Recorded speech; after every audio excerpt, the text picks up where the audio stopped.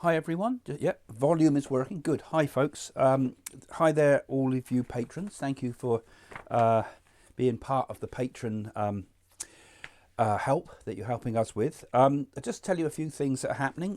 Tonight, Friday, date Friday the 26th of February, if you're just joining us late or something. Yeah, we're going to be doing another live Craig and Jane show. And the one we're going to do tonight is going to be near-death experiences, which it's a topic I really love, and perhaps you do too. And one of the things I particularly are hoping for is if anybody can share with us if you've had an experience of a near-death experience. That might be all sorts of things. So, for example, in the show, I'm going to cover things like what it's like being with someone who dies. You know, that can have you experienced anything unusual with that? Out of body experiences, like have you travelled out of your body and had an experience that you would understand as perhaps a connection with the afterlife? And of course, the classic near death experiences, the NDEs as they call it, the when someone has died on the operating table or been for some reason very, very close to death, particularly brain dead. I mean, some of this is some of the best evidence there's ever been for an existence of an afterlife. So that's one of my thoughts that was going to happen tonight. I've been really busy, so I haven't been able to do the Zooms lately because I've just been absolutely hectic with things. I'm rebuilding the website. You know, I can't afford to get it done by these designers. They're just a fortune. So I'm redesigning it from the bottom up on the main site. So take a look at that later. It might probably come out later this week. I'm hoping. I'm getting quite close now. It's just very simple, streamlined, but I think it helps you to find your way around it a lot. There's a lot on that website actually that people don't know about, all sorts of extracts from the books and extra videos and things. So go and have a look at psychics.co.uk if you haven't already. Okay, well, I'm going to cover some of the questions that some of you asked. There's some more come in since these, so I'm sorry I couldn't get all of them on here today. But there's so many. But if you've got any more questions, or if your question's not been covered, put it in the description below on the not on the video, on the actual Patron post, and I'll pick up on next time for your questions. So some of the questions we've had in. Okay, Kit has been very keen to give us some questions. You put a few in, Kit, thank you, and there was some the other day I remember from you. And one of the things you asked about superfoods, foods that help nourish the body. There's so much junk food here in the USA. Do you see foods that are good to eat and actually healthy? Urban cities are like empty of grocery stores, closed to the neighbourhoods, only gas stations with junk food. I tell you, it's not just in the USA, Kit, it's here in the UK too. It is an absolute nightmare finding decent, proper, healthy food.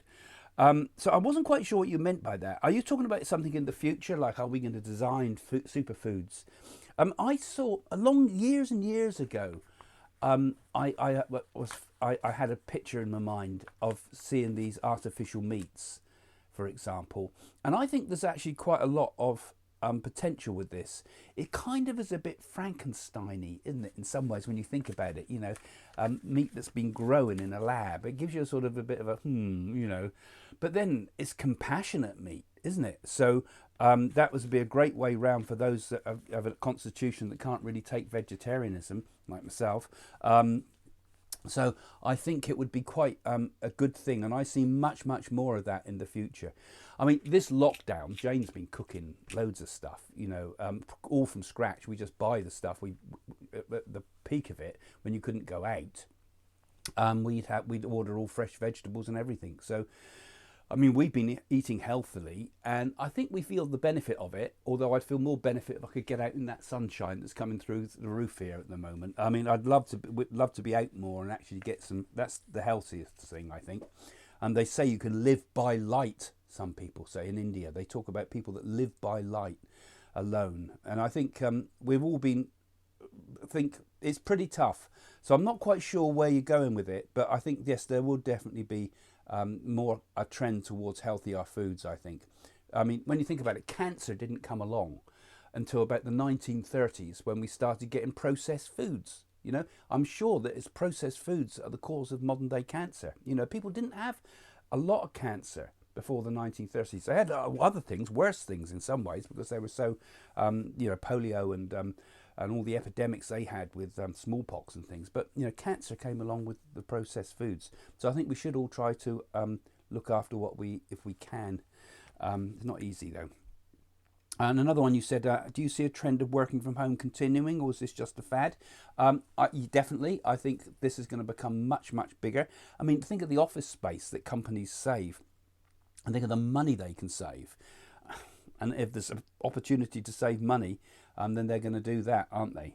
I think there's going to be a lot more development. I mean, I was talking in my predictions 2 years ago about the huge jump that's going to happen in the UK, for example, with electric cars. And it really is beginning to happen. Some of the big brands, Jaguar and Range Rover, the upmarket brands are going for electric straight away too.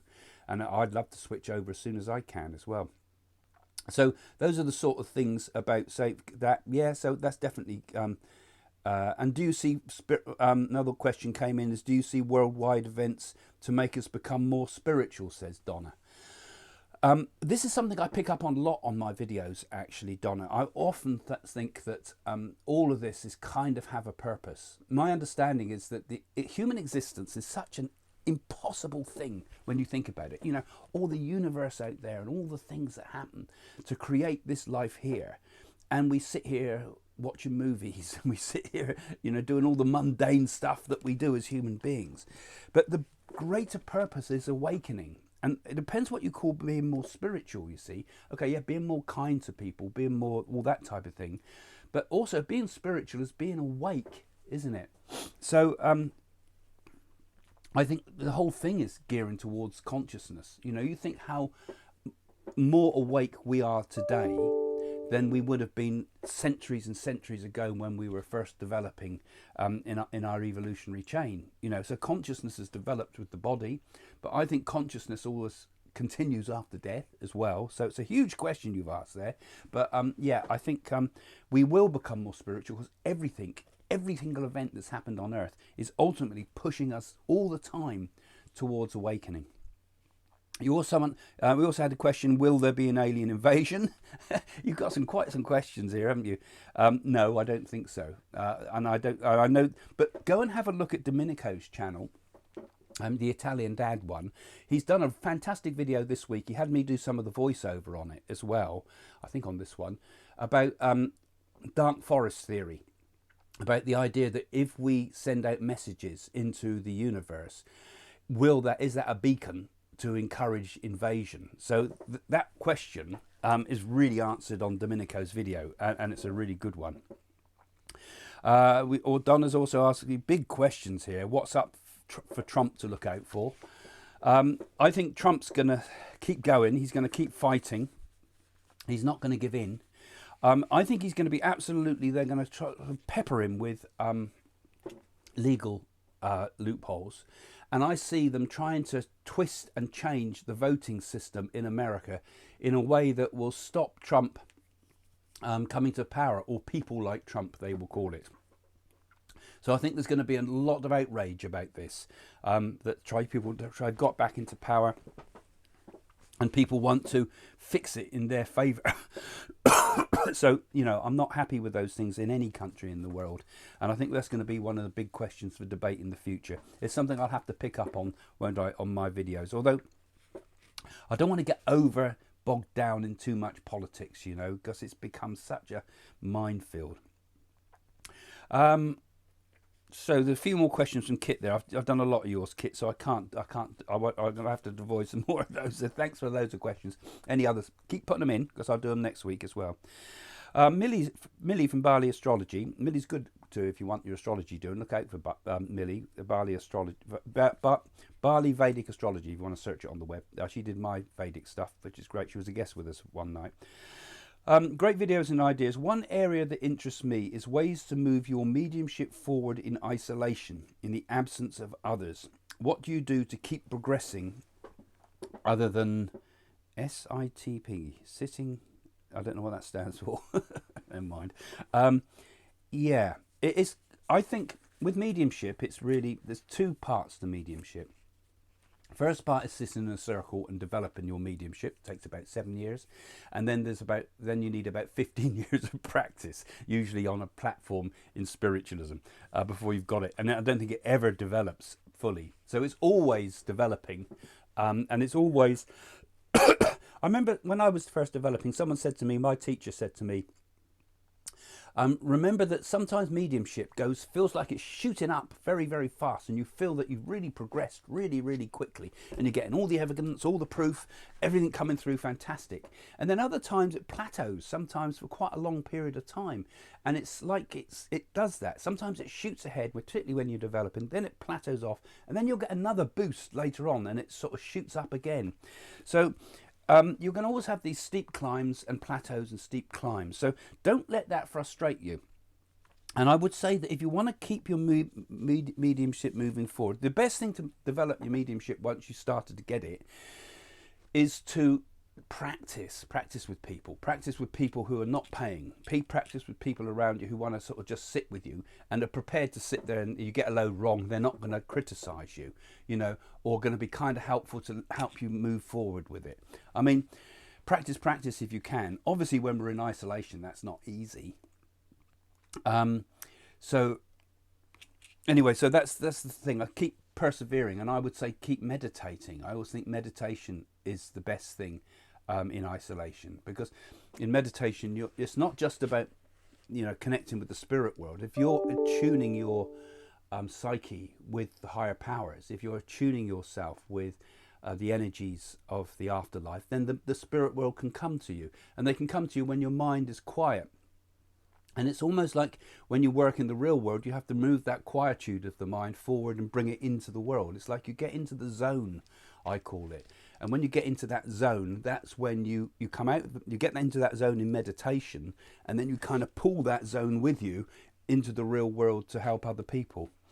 That's it in a nutshell. We'll cover some of that. I'll do some more lessons online with you, some live stuff later on. And I want to do some more yoga nidra stuff and some more meditations. But guys, I've been so busy, so that's why I'm going to just keep a few videos like this for the time being to help you guys with your work. So loads of questions here. Some of these are a little bit long. It's best to keep them reasonably short. Jonathan's saying your last YouTube on the 12th of the 2nd. Your YouTube, or one of them, he says, ended abruptly as you connected to Domenico. Do you plan to fix the video? Well, the thing is, when we did it live last time, I pressed the wrong button. So we want to set up with multiple cameras. But the problem was I didn't realise that each camera was also individually connected into the system. So you click the button to disconnect. I thought disconnect this camera, and I disconnected the whole show. So I think we've learnt our lesson from that. So don't worry, we'll have that sorted. So just look at what you've got here.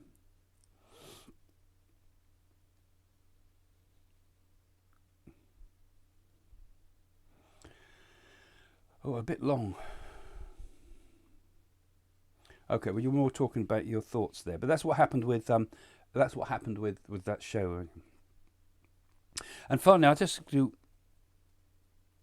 Oh yeah, and Pink Forest said maybe one day you could talk a bit more about yoga nidra and lucid dreaming. Yeah, I will. I have done quite a lot of videos on that, but some of them on my site there, on the main list on the YouTube main page, the key page for it all. There's some old ones there, but I'll do some live ones with you again, I think, because yoga nidra, there's quite a long way we can experiment with that. So maybe I think let's do some zooms on that, and we can maybe do it in 3 batches, because there's different ways of doing yoga nidra, and we could do that, and we could also then maybe make an interesting little series of things we could do. I might even do those together with you on YouTube as opposed to Zoom, so we could all connect in YouTube. I'm also worried about timing with this, because I just want to, for me, I've been doing it 7 o'clock UK time, but sometimes that's a bit difficult for people when you're away, when you're in America and so on. So I always need to make sure I've got enough people, because we're not that many of us. We're not like the 88,000 people following us on YouTube. We've got smaller numbers here, so it's finding a suitable time. But yeah, we'll do something with the yoga nidra. I'll do something with that. I'll also Libra 54. Also, you made quite a nice, interesting comments there as well, because you were asking about Theodore White's recent weather predictions. I mean, I don't know Theodore White, but I think he was one of these guys that tends to look more at the solar winds than on the meteorological sites. And when you look at the solar winds, every 11 years the solar winds reverse, and you get these really unusual weather patterns. And now you've made quite a long email letter here with it, so I can't say it all, but basically you've touched upon a lot of it, like things like the sunspots out there, which can often show upcoming changes in weather. And when the guys look at this, these meteorologists, the cosmologists as opposed to meteorologists, tend to get things very right, and they've been predicting some quite interesting stuff. Now, going back a few years, I was really concerned, and I made a number of videos where I was really concerned about the flow of the oh God, the bloody name's gone now. You know, when the hot water comes up from Mexico and comes up to Britain. Oh God, my name's gone. The name of it's gone in my mind. God, senior moments. But I feel that the flows in the world, the flows of the oceans, are going to change quite a lot. And I was concerned that I felt in that particular video, I was saying that longer term, and it seems to be sort of hints at it now, that longer terms we might see the warm water stop moving north. And as a consequence, instead of, we still have the kind of the great ice sheets melted, but the actual landscape of Northern Europe would become really, really cold indeed. You know, very, very cold, to the point that it become almost very hard to function. So I'll address some of those things, because that's really a whole video in its whole right. So anyway, so I've just touched upon it there. So some thoughts for you. So keep putting your questions, you know, and then if you put your questions in the video links, then I'll, like this one, then I'll try to pick a few up each time I make a video and address some of them, perhaps maybe just one or two sometimes to give more detail. But yeah, okay, thank you for putting your notes there, and I'll do some more later. So don't forget, Friday, tonight, near-death experiences. That should be a very interesting one. And Jane and myself, of course, will be doing it. We'll do a Dominico one afterwards. And yeah, have your questions ready, and particularly your experiences. You know, have you had a near-death experience? Okay, thanks for joining me. See you soon. Bye for now.